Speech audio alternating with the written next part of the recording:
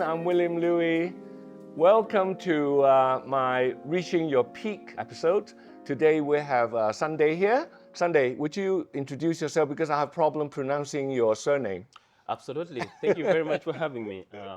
So my name is Sanday Chongo Kabange. That is the typical Zambian name. So yeah, I been in Hong Kong for the last 14 years.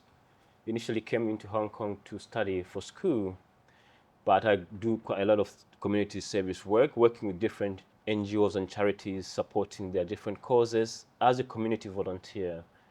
And I've done a lot of work in that area with different corporates, NGOs, charities, non-profits across Hong Kong. So it's really helped me to understand the city very much more and to explore the city as well. I've been to different corners of Hong Kong where I think some of the locals have never been. Through my charity work, I've been able to understand the culture and to move around Hong Kong. Sanday, so nice to have you here today and to join my interview. I'm going to ask you a few questions if you don't mind. Absolutely. Thank you for having me. It's really a great honor and opportunity to sit here with you and have a nice conversation. Sanday, what is your advice on someone trying to get advanced in life? I believe the best advice one can get is from within yourself. Basically, never giving up, staying focused, and keeping your goals and your dreams, aspirations, really trying to never give up even the most challenging times. I think that would be the best advice I would give any person. Staying focused, determined, and being resilient. Yes, totally agree. Absolutely. I'm like that as well. Yeah, everyone faces difficulties and challenges. You just have to be brave. People do make mistakes. We all make mistakes, but after you make the mistake, you try and fix it. You fix it by, how to fix it is by being strong and resilient. And then when you overcome the mistake, then you're a stronger person, and then you move on to your next level. Absolutely, absolutely. We all learn from mistakes. Yeah. We build from those. When we come through hurdles, challenges, we try to fix them and then bounce back and keep on pushing. Exactly. Yeah. Sanday, what are the key milestones in your journey? Where you are now, how you started, and somewhere in the middle, can you tell us your history? Oh, sure. Basically, I'm brought up in a very small family.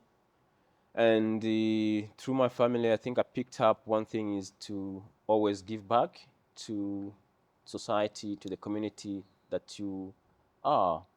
So I picked this from my parents, and it's something that has ingrown in me.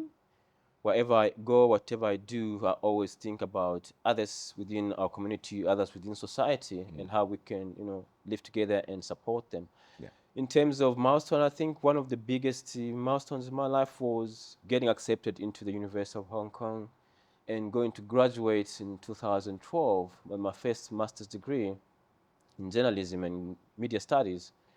So that was really a proud moment for me because I was the first in our family to graduate and also to study at a foreign university. So that I think gave me a bit of morale boost, and also it made my family very proud. In terms of where I am now, I think I'm right almost at my peak. I've been involved in some of the things that I've always wanted to do. I've followed my passions, I've followed my dreams, and I think I've tried to make it. I always wanted to be on radio. Luckily, I did that. I went on radio before. I worked in print newspaper before. I had that chance of being on radio, speaking to people, speaking to the masses, and I worked for one of the biggest private radio stations back home in Zambia, which was very, very proud moment for me. And it's been a really nice ride. And I think the breakthrough for me was when I graduated, really being the first in the family to graduate from a foreign university and to study abroad. And that I think has propelled and encouraged my siblings to do exactly the same. And what made you chose Hong Kong? Well, the program I wanted, initially I had two options. My first option was to go to Tsinghua University in Beijing, and I got two offers actually at the same time. One was to go study in Beijing, and also here in Hong Kong at the University of Hong Kong. The thing was that the program that I was admitted to at the Tsinghua University required me to do 1 year Mandarin language training. Yeah, But yeah. the one in Hong Kong was directly English. In It English. was taught in English. I see. That's why I opted to come for the easier way. So I went to do my master's in journalism and media. Within that program, they have a program, a stream that focused on science, environment, and science, and the health reporting. Another one was on business, economics, and the financial reporting. Highly admirable. Yeah. I mean, leaving your own country and go somewhere, it takes courage. It's like my family, you know, my great-grandparents left China in the late 1800s. Yeah.